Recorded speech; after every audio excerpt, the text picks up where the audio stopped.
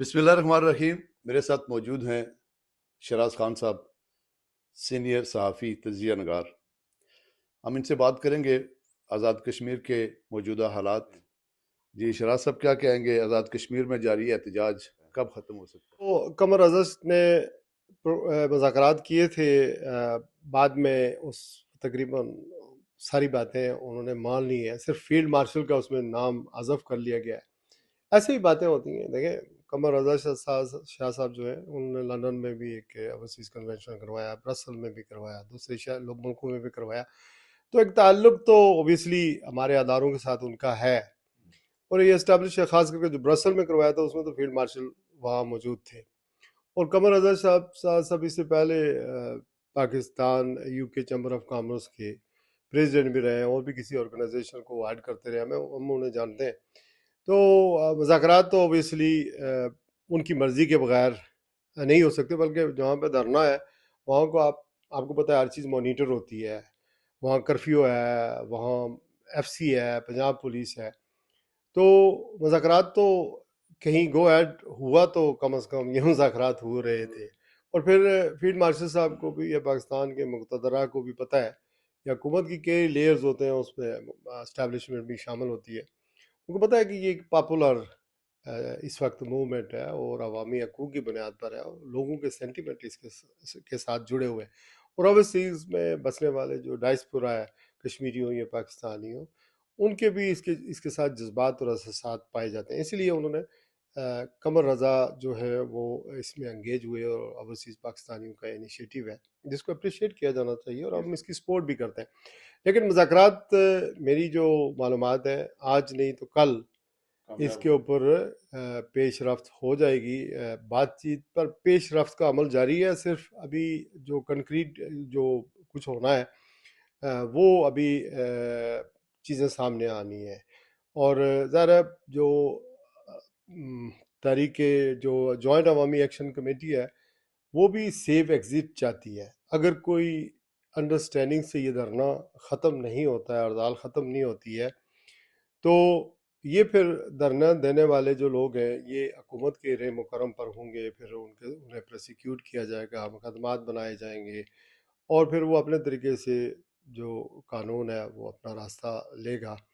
तो इस वजह से वो भी चाहते हैं कि कोई इसका बेहतर हल नहीं कर सके। अच्छा देखें ना, अब 6 हफ्ते गुजर गए हैं। आज़ाद हुकूमत जो पीपल्स पार्टी की हुकूमत है आज़ाद कश्मीर में, बिलावल साहब के बयान देखें और डडियाल में जो उनका खिताब है, उसको आप किस नज़र से देखते हैं? देखें, बिलावल भुट्टो ने अच्छी बातें की हैं। एक तो उन्होंने ट्रुथ एंड रिकन्सिलिएशन कमीशन बनाने की बात की है, जो मुजफ्फराबाद में उन्होंने ख़िताब किया है। उसके अलावा कमेटी वालों को उन्होंने एड्रेस किया है। उसके बाद डडियाल हल्का वन जो अफसर शायद जो पीपल पार्टी में के इनके उम्मीदवार थे, उनके जलसे में उन्होंने ख़िताब किया है। और ये कहा है कि जी अगर पाकिस्तान अपना हरमज़ खुलवा सकता है तो आज़ाद कश्मीर क्यों नहीं करवा सकता। ये क्या ज़ाहिर करता है? ये ज़ाहिर ये करता है कि जो मामलात हैं वो इन दो जमातों के हाथ में नहीं है।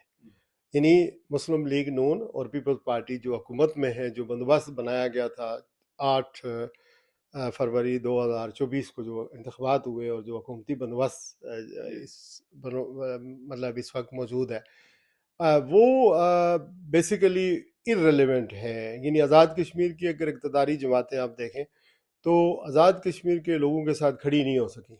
और ये जो जॉइंट अवामी एक्शन कमेटी है, इसने वफाकी हुकूमत ने ख़ुद इनके साथ मुज़ाकरात किए हैं, और वो आज़ाद कश्मीर की क़यादत सारी इररिलेवेंट हो गई। इसी तरह जब कमर रज़ा एक शख्सियत जो यूके से हैं और वो ओवरसीज़ कमिश्नर हैं, ओवरसीज़ पाकिस्तानियों के चेयरमैन हैं, तो अगर वो मुज़ाकरात कर रहे हैं और उसमें ये चीज़ एक्शन कमेटी वालों ने अपने लेटर में कहा कि ये फील्ड मार्शल की मर्ज़ी से हो रहे हैं, तो अगर मुज़ाकरात कामयाब हो जाते हैं और ये बातचीत इस पर धरना ख़त्म हो जाता है, तो फिर इसका मतलब ये है कि पीपल्स पार्टी और नून लीग भी पाकिस्तान के अंदर जो बैठे हुए इक़्तिदार में वो भी इररिलेवेंट है। और अगर बिलावल भुट्टो साहब अभी कह रहे हैं ये बात, और मुजफ्फराबाद में जाकर बात कर रहे हैं, 6 हफ्ते गुजर गए इस सारी स्ट्राइक को, लोगों के रास्ते बंद हुए, इंटरनेट ब्लॉक है, फ़ोन सर्विस उस तरह काम कर नहीं रही है, یعنی آزاد کشمیر پہلے تو بالکل ہی لاک ڈاؤن کی سچویشن تھی. اب باقی اضلاع میں تو صورتحال بہتر ہے, قدرے بہتر ہے, لیکن خاص کر کے باغ اور راولہ کوٹ میں تو زندگی بہت ہی جزوی طور پر باغ میں تو بحال ہے, لیکن راولہ کوٹ میں تقریباً بند ہے. تو صورتحال اس وجہ سے کافی مجھے لگتا ہے کہ یہ جو جماعتیں ہیں, وزیر اعظم صاحب جو شہباز شریف صاحب ہیں, ان کے منہ سے ایک لفظ بھی کبھی نہیں نکلا ہے 6 ہفتے. وہ کبھی قطر جا رہے ہیں, کبھی ترکیہ جا رہے ہیں, کبھی ایران کے صدر کو فون کر رہے ہیں, کبھی چونکہ اس میں انٹرنیشنل پوسٹر آتا ہے, فوٹو لگتے ہیں اور پبلسٹی ہوتی ہے, اور پھر وہ جو جنگ جو ہم نے کوشش کی ہے ہمارا, ٹھیک ہے ہمارا اچھا انیشیٹو تھا, وہ بھی ختم نہیں ہوئی ہے.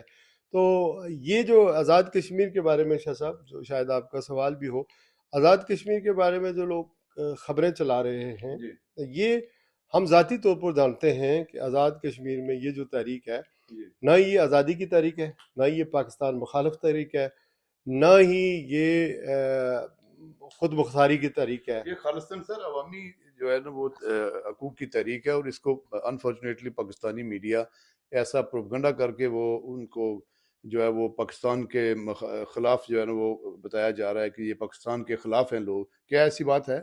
دیکھیں, پاکستان کے خلاف تو نہیں ہے اور ہونا بھی نہیں چاہیے. پاکستان ایک ریاست ہے جو دنیا بھر کے لوگوں کے لیے, مسلمانوں کے لیے خاص کر کے ان کی پناہ گاہ ہے.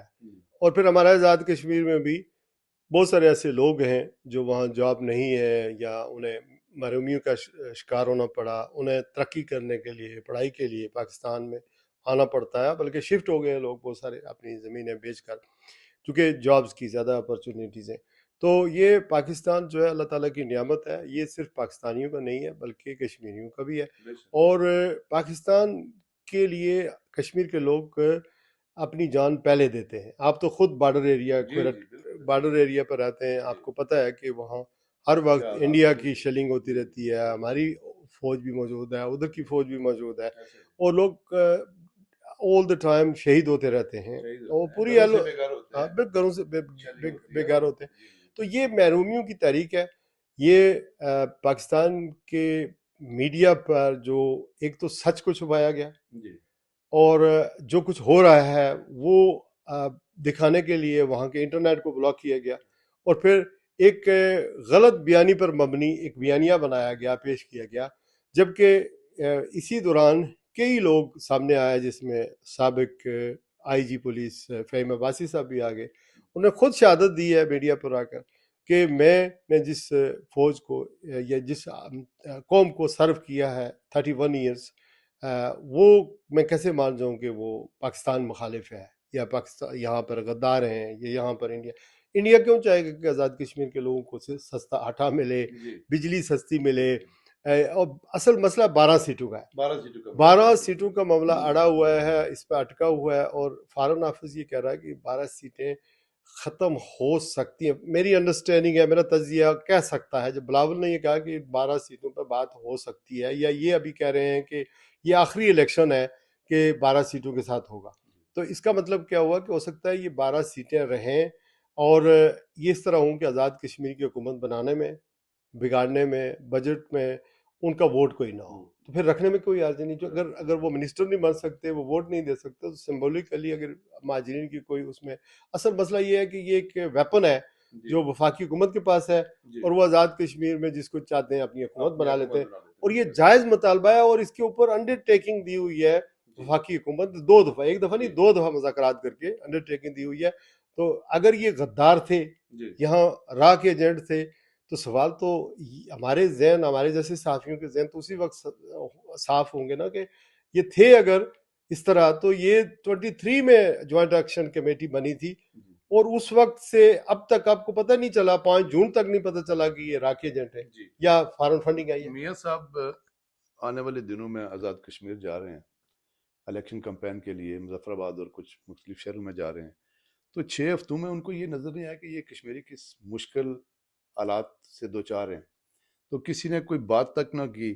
آج الیکشن کی وجہ سے یہ آزاد کشمیر میں جا کے انہی کشمیریوں کے ساتھ جا کے یہ تقریر کریں گے, وہاں پہ ان سے ووٹ مانگیں گے, تو کیا سمجھتے ہیں کوئی جائز بات ہے یہ؟ मियाँ साहब मेरे ख्याल में जाएंगे भी तो वो 2017 में की बात करेंगे, मुझे क्यों निकाला, और जब मुझे निकाला जैसे उन्होंने गिलगित बल्तिस्तान में कहा था, इसी वजह से मुस्लिम लीग नून उनकी बातों पर ज़्यादा इसलिए उन्हें ज़्यादा बाहर निकालती नहीं है, लेकिन वो जाना चाहते हैं तो ऑब्वियसली देखते हैं कि वो क्या करेंगे। लेकिन मुस्लिम लीग नून की या पीपल्स पार्टी की आज़ाद कश्मीर में दोनों की अवामी सतह पर जो हमायत है वो बिल्कुल अगर पहले कोई थी भी तो वो इस तहरीक के दौरान ख़त्म हो गई है। कुछ चूँकि जलसे जब होते हैं ऑब्वियसली लोग इकट्ठे हो जाते हैं, सरकारी लोग भी आ जाते हैं, जो मुलाजमीन होते हैं वो आकर सीटें फिल करते हैं, लेकिन अवामी सतह पर बड़ा सख्त रद्द अमल आ रहा है, मज़ामत पाई जा रही है। और अगर हालात आज़ाद कश्मीर के नॉर्मल नहीं होते हैं तो 4 अगस्त को ये असम्बली की मुद्दत ख़त्म हो जाएगी और फिर कोई दूसरा अरेंजमेंट ही होगा। अगर ब्लड शेड होता है, धरना ख़त्म नहीं होता है फॉर एग्जांपल, अल्लाह ना करे, तो उसके बाद मेरे ख्याल में जवाज़ नहीं रह जाएगा कि आज़ाद कश्मीर में इलेक्शन हो। और हुकूमत पाकिस्तान चाहती है कि इलेक्शन हों, क्योंकि अगर ना हुए तो इंडिया इसको दूसरा रंग देगा। लेकिन जैसे कैसे भी है बहरहाल इलेक्शन होंगे, और इलेक्शन मैनेज ही होते हैं हमारे यहाँ, आपको पता है किस तरह के इलेक्शन होते हैं। लेकिन लोकल सतह पर जो अवाम है या नौजवान है जो महरूमी के से पिसे हुए हैं और जो जिन्होंने कुर्बानियाँ दी हैं इस सारी तारीख में, 2 दर्जन से ज़्यादा सिविलियन शहीद हो चुके हैं, कई लोग ज़ख्मी हैं।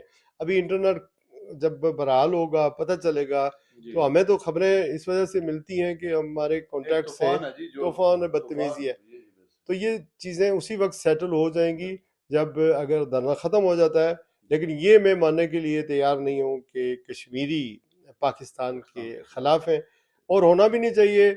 स्टेट ऑफ पाकिस्तान सबके लिए है, और हमेशा बड़ा भाई समझते हैं पाकिस्तान को, ये स्टेट ऑफ पाकिस्तान हमेशा कायम रहेगी इंशाल्लाह। और हम जो बाहर में बैठे हमेशा इसके बिला मुआवजा सफ़ीर हैं, इसके मफादात का हमेशा तहफ़्फ़ुज़ करते हैं।